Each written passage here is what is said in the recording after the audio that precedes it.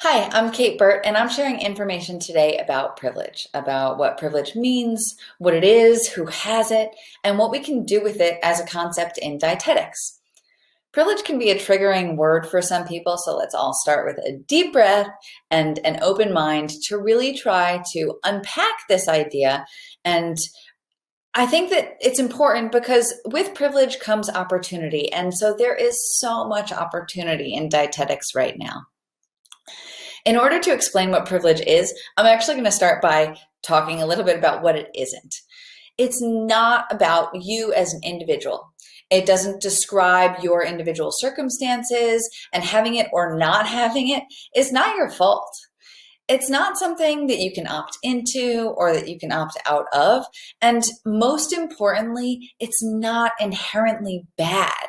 You need not feel guilt or shame about having it because most of us have some kind of privilege. Privilege is basically an unearned social power that's created by structures like policies. And in society, it is given to all members of a particular dominant group.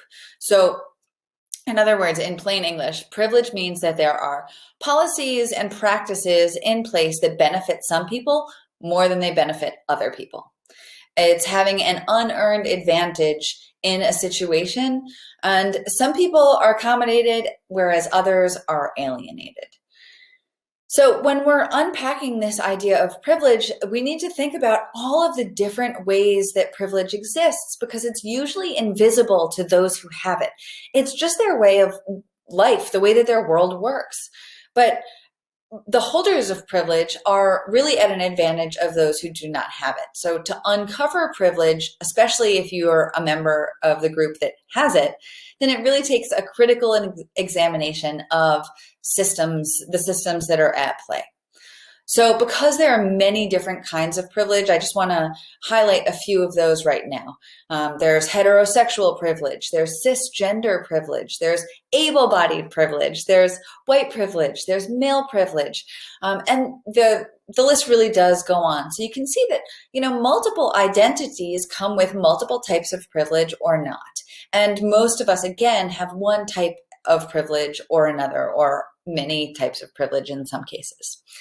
So some examples of this, if you've never been told in a complimentary way that you sound like somebody of a different race, or if you've never been mocked for an accent, you've never been told that your name is difficult to pronounce, if you can get married whenever you want to, or to whomever you want to, or if you can walk into a bathroom or walk anywhere and know that the bathroom will accommodate your physical body and you'll be able to use that bathroom, or if you can come and go from this country without concern or excessive paperwork, if you have access to healthcare, or if you can practice your religion without fearing persecution, especially publicly, then those are all demonstrations of privilege.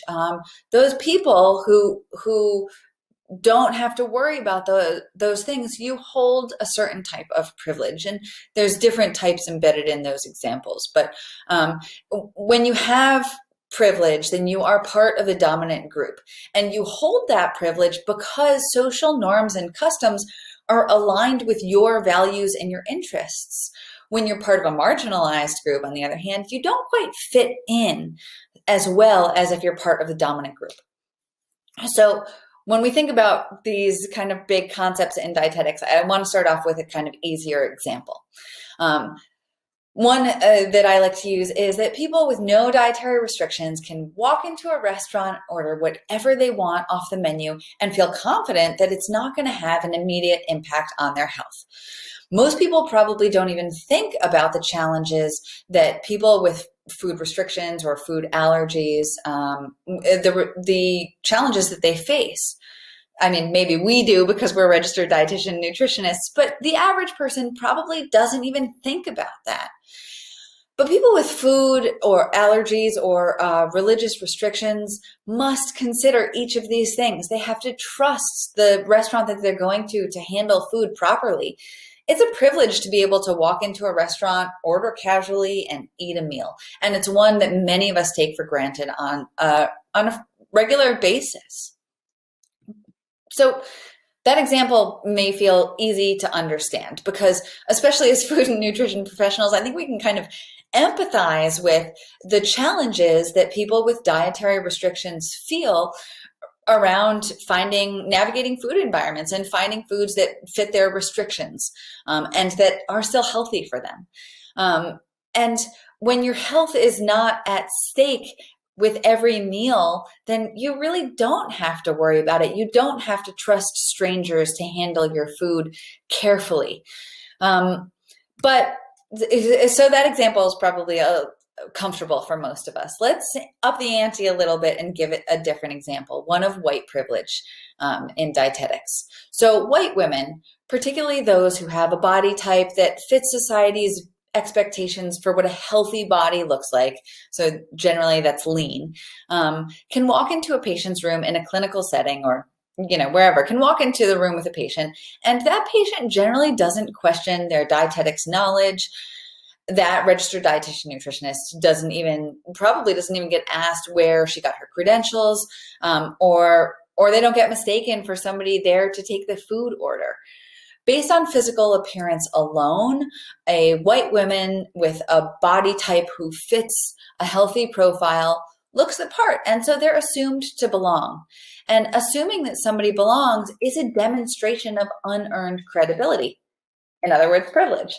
So people of color or people who don't have a body type that fits the healthy standard that society has set, they're not afforded those same assumptions.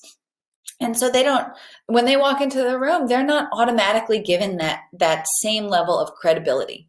And in that example, the privilege awarded to that person is not about that individual or their experiences or their knowledge or their expertise or how many years they've been working at that setting.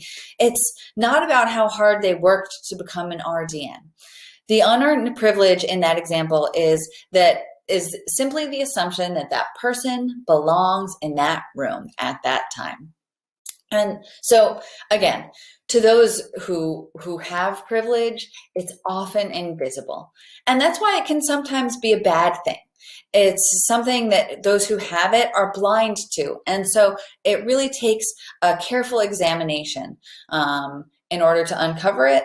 But it also probably means that somebody takes it for granted.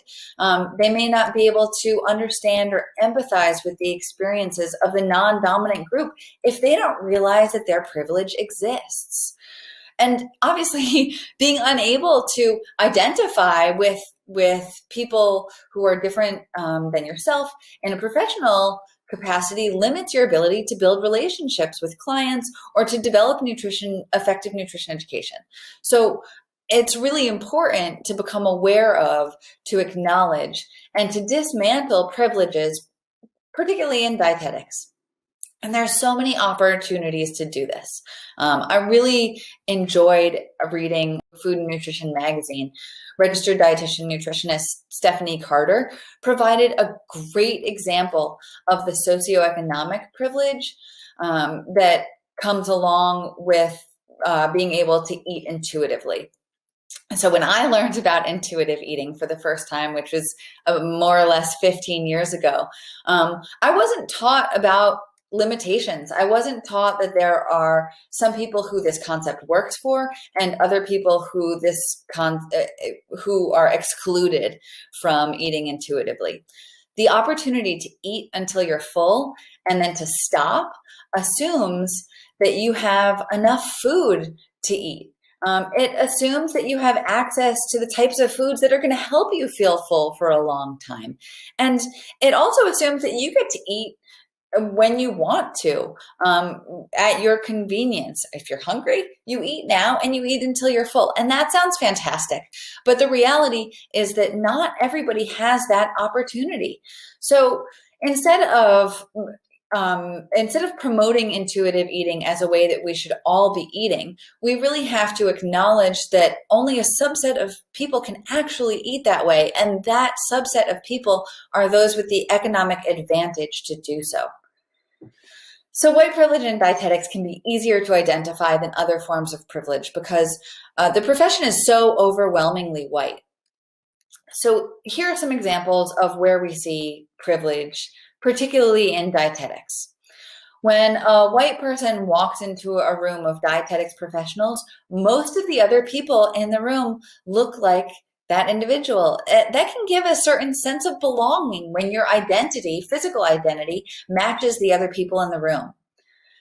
Privilege also exists when the foods that you eat are taught as part of a core curriculum, not as a course in cultural competence.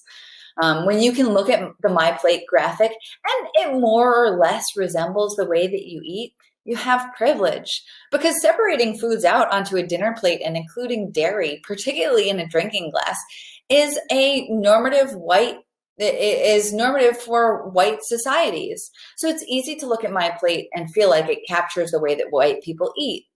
Or even the Mediterranean diet. If the Mediterranean diet, essentially our gold standard for cultural diets, includes many foods that are familiar to you, you have white privilege. So now that we're all on the same page about what privilege is and who has it, I think we have to consider what a more equitable set of conditions looks like. So to people with a given privilege, a more equitable set of conditions might look like oppression.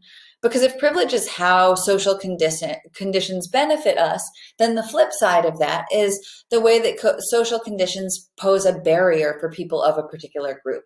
And those people then would feel discriminated against or oppressed. And why does it feel like that? Because others will be given more to essentially level the playing field, so to speak.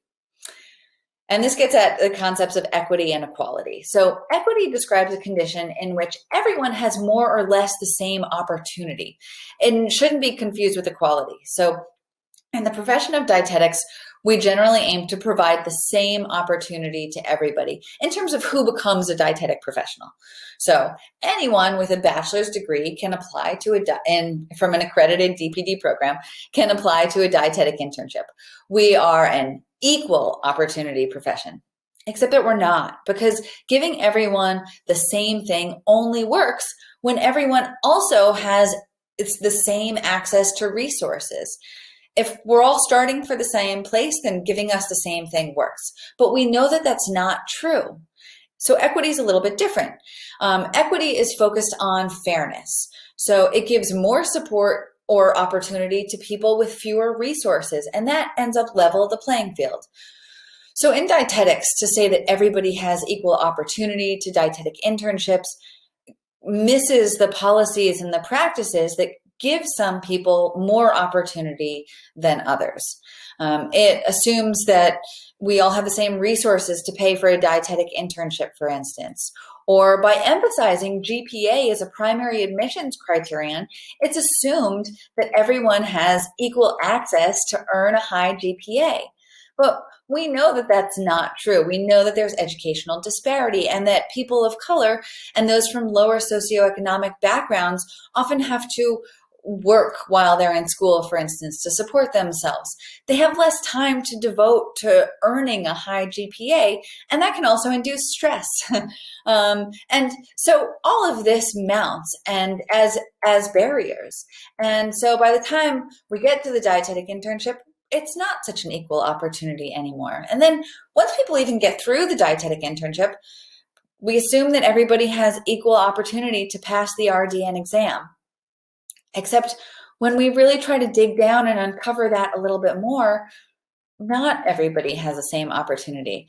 Some people can afford to pay for the Gene Inman materials to study, and some people cannot. Some people have received extra tutoring and training during high school on how to take standardized tests, for instance, and others haven't. And usually that falls along racial and socioeconomic lines. So in those ways, dietetics privileges whiteness in the way that we've structured our profession.